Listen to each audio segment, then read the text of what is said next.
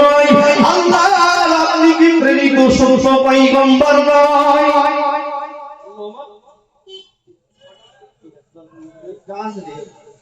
হঠাৎ করে এই প্রশ্ন, ইয়া রাসূলুল্লাহ আপনার কাছে যে গ্রন্থটা নাযিল হয়েছে কোরআন, এটা কি সত্য ধর্ম নয়?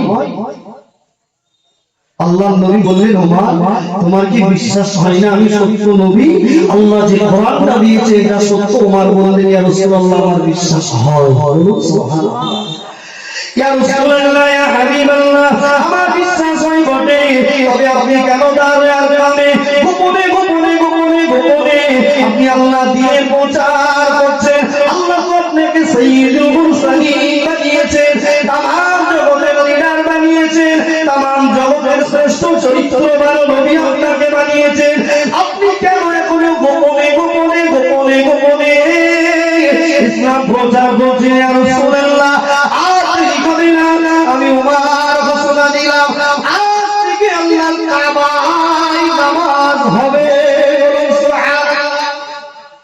সম্ভব না, তখন তো কাফের মুশরিক সবাই বেদিন সকলেই এক জায়গায়, রাসূলুল্লাহ সাহাবী মাত্র 40 জনের মতো।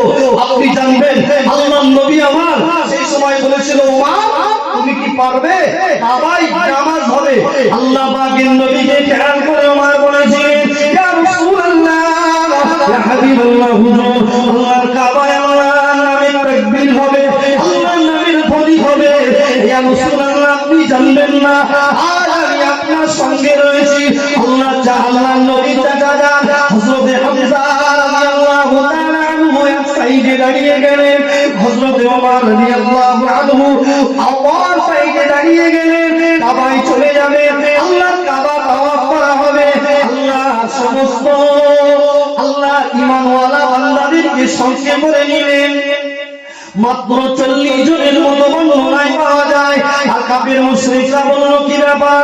ওমরের মাথা কি খারাপ হয়ে গেছে? ওমর কি বেদিন হয়ে গেছে? হযরত ওমর ঘোষণা দিয়ে বললেন, ও মক্কার মানুষেরা, ও মদিনার মানুষেরা, তোমরা শুনে রেখে দাও, আমি ওমর ঘোষণা করে দিলাম, তোমাদের বিবিকে তোমাদের বিবিকে যদি তোমরা স্বামীহারা বানাতে চাও, সন্তানগুলোকে যদি এতিম বানাতে চাও, আমি ওমর আমার সামনে এসো।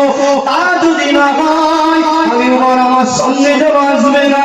আমি আল্লাহর দ্বীন কবুল করে নিয়েছি, আল্লাহর নবীর কাছে হাত দিয়ে ইসলাম কবুল করে নিয়েছি। আজ আল্লাহর কাবায় আল্লাহর নামের ধ্বনি হবে।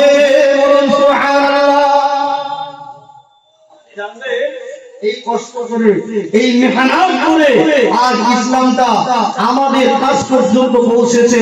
আপনি জানবেন সেই খাব্বাব রাদিয়াল্লাহু তাআলা আনহু তিনি কত কষ্ট করেছিলেন। আজকে আমরা গোনা করি, বিমানও ফিরে আসার কথা ভুলে যাই। আপনি মনে রাখবেন দাওয়াত যেমন আমি আপনাদের দিচ্ছি,